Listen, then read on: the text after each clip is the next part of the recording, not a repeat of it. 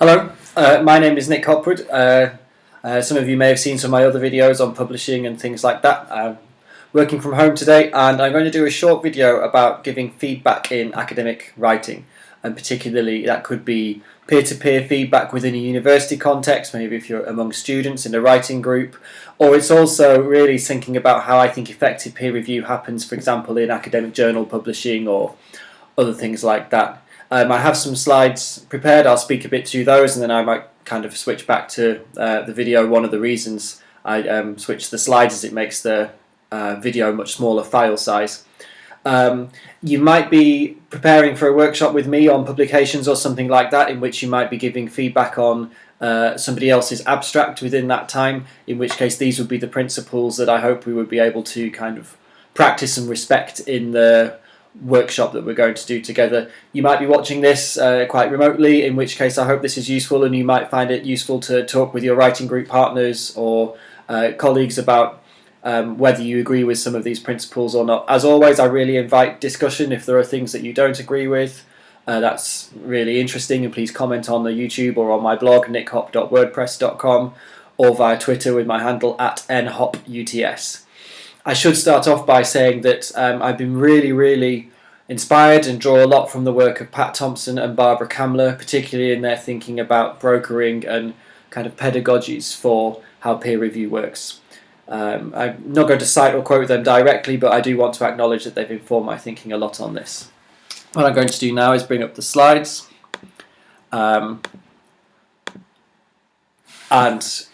So here we go. This is really about effective peer review and giving feedback on academic writing.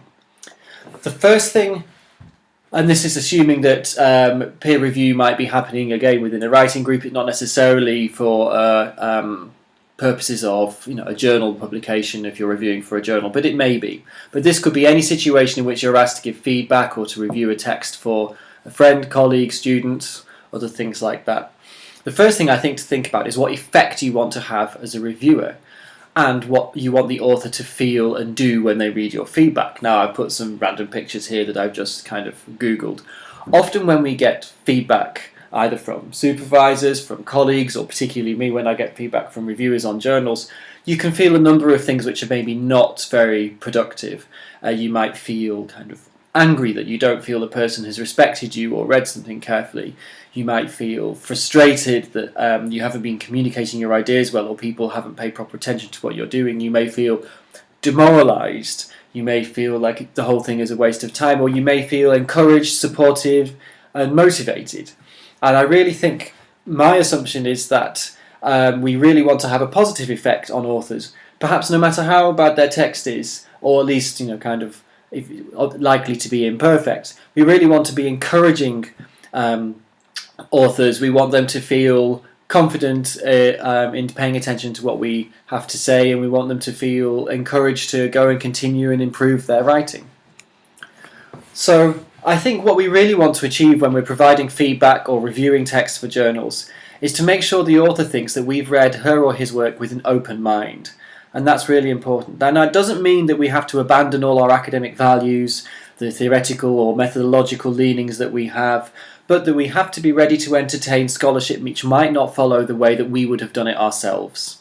In which case you might want to come clean as a reviewer and say, I'm normally somebody, for example, who would do qualitative research, and therefore I felt the need to justify the quantitative approach was not as strong as it might have been, given that you might be wanting to address a broad audience.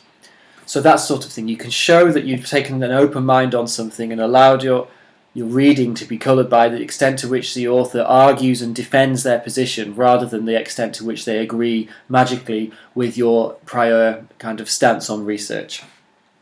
Secondly, I think we really want to make sure that the people receiving our feedback or our reviews take our suggestions into serious consideration. Otherwise, it's been a waste of our time. If they read our reviews and think, God, that guy's an asshole, he or she hasn't read what I'm doing, doesn't know what they're talking about, then it's been totally wasteful. So we really need to think that when we're writing reviews or giving feedback, we're creating an impression of ourselves in that text. And it's really important to think about what that impression is, because that will affect how the person that we're writing that feedback for responds. And we really want them to take our ideas into serious consideration. I think it's fruitless to think that our aim should be to get the person to do what we suggest or do what we would like. Reviewing or feedback is not about getting people to write the text that we would have written. The best we can hope for, I think, is that people give ideas some serious consideration. Thirdly, we really need people receiving our feedback or our reviews to feel that we've offered criticism where it was due. There's no point sending things for feedback or for review simply if you want to be stroked and told how wonderful you are. Obviously, the idea of feedback or review is that the text will change, and therefore we do want to feel that criticism is raised, but where it's due. Finally, we want the author to feel encouraged to keep going and improve their work, and not to give up and feel worthless.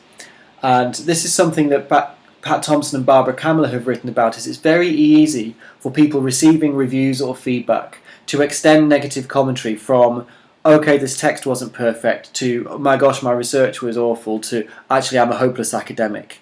And we'll come back to that, but it's really important to try and avoid that consequence. I'd just like to suggest a few things about a broader framing of peer review and feedback as pedagogy and not gatekeeping. Gatekeeping would say, is this good enough? Is this ready for review? Should this be published? Is this ready to be submitted for examination, or those sorts of things? Or how good is this on a scale of 1 to 10? And I don't think that's really what feedback in writing groups and in journal publication is really about. Now, obviously in journals, we have to ultimately come to a decision about whether something is ready for publication or not. But often, prior to that decision, we actually have a formative, or what I would call pedagogic process. What I mean by pedagogic is simply that it has the effect of helping somebody else learn. Review, in my mind, or feedback, is not really about what's wrong with this text. That's a rather kind of nitpicky approach to it, and is one that's unlikely to produce the kind of effects that we were talking about in the previous slide. I think, and this is again drawing inspiration from Barbara Kamler and Pat Thompson, a nice way to think about giving feedback and review is, what can I offer as a particular reader to help the author achieve her or his aims in this piece of writing?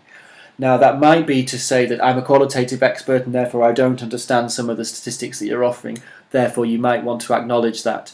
It may be to say, I think what you're trying to do here is this, and we'll come back and talk about mirroring shortly, and therefore I think you might achieve this better. Remembering that we're trying to avoid the position of, here's how I would have done your research, or here's how I would have written it, to here's how, as a particular kind of reader, as part of your potential audience, I think you would improve your text, improve the communication of your ideas. So here are some do's and don'ts. They reflect each other. The green at the top would be the do's, and the don'ts would be at the bottom. And I'm just going to run through them quickly, and then I'll come back and go through them in more detail.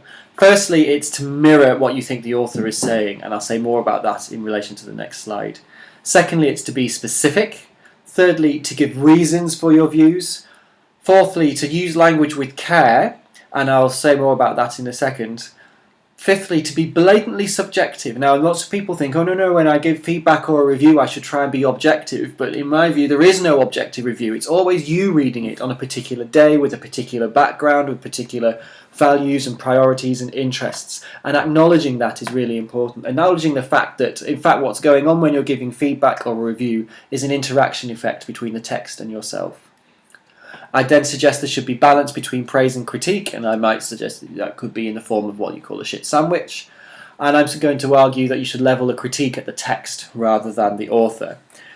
The lines in red are exactly the opposite of those things, and that will become more apparent when I go through each point in more detail shortly.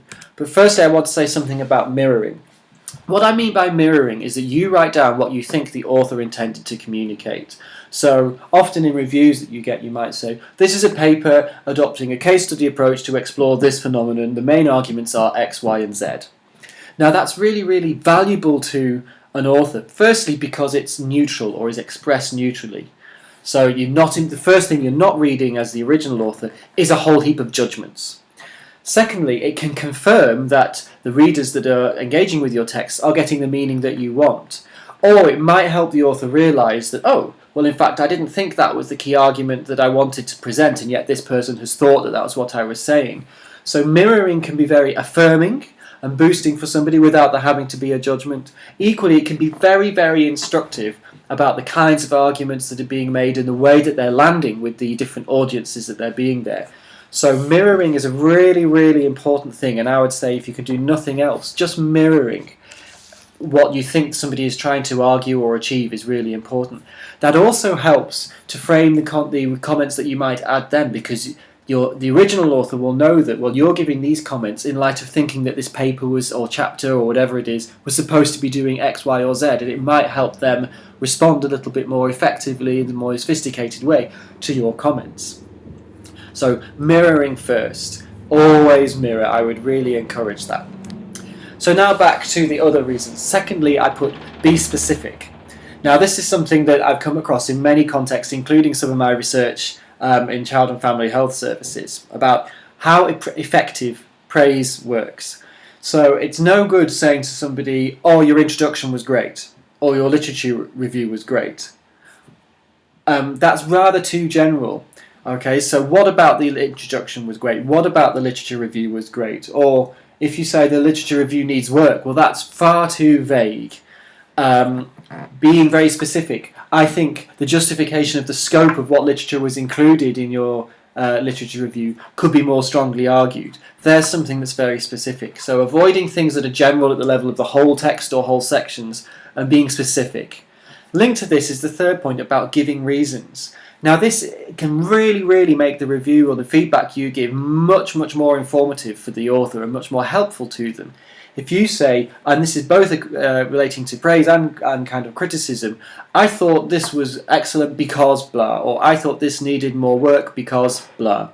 And it might be because it failed to persuade me as a non-qualitative researcher, excuse me, of the importance of studies that draw on small samples. So that's a very different way of saying something like, oh, your study was no good because it draws on only a small sample and therefore can't be generalizable, to say, I thought your argument in the methodology could be stronger in order to convince readers such as myself who aren't used to studies with small samples. Then I'd say use language with care, and it's amazing how much language makes a difference to the response that people have when you're writing. I would say here, you can soften it and say, I wonder if, maybe, particularly if you're suggesting things, if you make them sound like they're kind of necessary or imperative, it can feel like to the original author that what's happening is somebody else is writing their paper for them and kind of becoming a ghost author, and they've lost their kind of autonomy. Whereas you might say, I wonder if that might improve it, or I could speculate this, or maybe what you're trying to argue is this. So you're entertaining some doubt or some kind of flexibility in the kind of the meaning here, so that you're not necessarily saying, I know I've got this right and you're definitely wrong, or whatever it is. So being really careful with language. Avoiding unnecessary emphasis. One of the things I often do when I get reviews back from journals is I get a big black pen out and mark, kind of black out the unnecessary words. If you're raising a problem with somebody, there's no need to overemphasize it was really confusing or this and that. Just by saying it's confusing to you will probably be enough to get the author to pay attention to something. Now, I said before about being blatantly subjective. What I mean here is that you write from a position as if it is an interaction between the text and you, which is producing this feedback or this review, which is exactly what it is. If somebody else was reading it, the review would be different. Therefore, objective statements like the literature review needs work are not what I'm suggesting. Rather, I would say, as a reader not familiar with this topic, I felt that some of the concepts in the literature review could need better explanation. That's what I mean by being subjective. Making it clear by the way you write things that it's from the interaction between the text and you might want to say something about yourself in order to help the original author know how best to respond to what you're saying. Next to last, balancing praise and critique. I put here a shit sandwich. Now often we might start with something encouraging, then raise some criticism at the end and finish with something encouraging. I would say you start with the mirroring, and then you might balance some praise and critique, but always wanting to finish with some word of encouragement, whether that's, well, it seems like there is a lot to do here. What I'm offering are these suggestions in order to make this interesting paper much more accessible to a wider audience, which will ultimately increase its value to the research community. Finishing with something like that can have a massive difference to how authors feel. So, I hope I haven't waffled on for too long about peer review and abstract feedback in writing groups. I do think that all texts get much better through being reviewed by other people, whether that's getting feedback from peers or colleagues or the students, as well as trying to understand the journal process of peer review as one that obviously includes gatekeeping about is this good enough, is this right for this journal, but often at its best has a pedagogic effect, that through giving feedback texts get better and the authors get more confident and competent in their writing. And if that's to be the effect that we have, that the texts that get shared with others and put into the public domain or submitted for examination are not perfect but the best that we can do, and if the authors are going to feel that a peer review or getting feedback from other people is something that doesn't doubt them as a researcher, then that's really important. I realise there's one thing I might have neglected to say before, which was about levelling criticisms at the text and not at the person.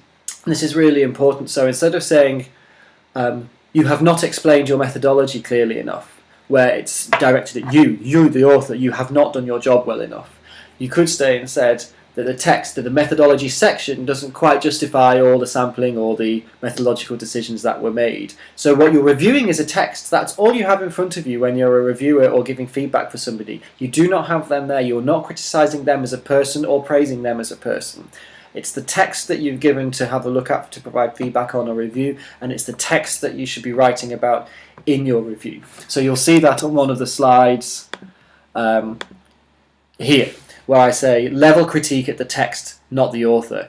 Don't direct your comments to the person, but direct them instead to the author. So, just to recap, we have to really think about the effects we want to have if we're providing feedback or doing a review on a text for somebody else in academic writing. I think those effects would be that people think that we've given some proper attention and time to their writing, that we're not a kind of a vindictive person who doesn't know what they're talking about, or somebody who wants to try and impress themselves on the paper and have it written the way they would do it. We want to make people feel encouraged that they've been given criticism, which is what they want, but where it's due, perhaps in an instructive way. We want people to feel that the criticisms be levelled at the text and not at them as people. And I would say mirror first, be specific, give reasons for your value judgments, be careful with your language, balance praise and critique, level your criticisms at the text and not the person, and that will make a very big difference to how people experience the review that you're able to give them. I hope you found this short video useful. As always, please feel free to put some comments and posts on YouTube or on my blog or Twitter. See you soon in the next video. Goodbye.